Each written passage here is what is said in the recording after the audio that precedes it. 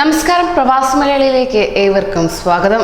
വീടിന് മുന്നിൽ കളിച്ചുകൊണ്ടിരുന്ന 6 വയസ്സുകാരിയെ കാണാതായി.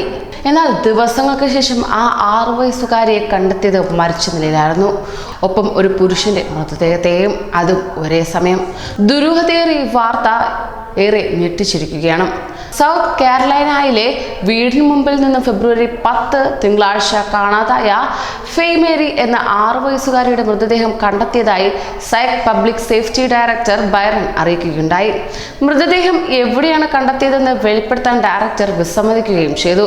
കുട്ടിയുടെ മൃതദേഹം കണ്ടെത്തിയ അതേ സമയത്ത് തന്നെ ഇതിന് സമീപം ചർച്ച് ഹിൽ ഫൈറ്റ്സിൽ നിന്ന് മറ്റൊരു പുരുഷന്റെ മൃതദേഹവും തിരിച്ചറിയാനാകാത്ത വിധം കണ്ടെത്തിയതായി ബൈറൻ അറിയിക്കുകയുണ്ടായി. ഫെയുടെ മരണവുമായി ഇതിന് ബന്ധമുണ്ടോ എന്നും ഡയറക്ടർ വെളിപ്പെടുത്തിയിട്ടുമില്ല.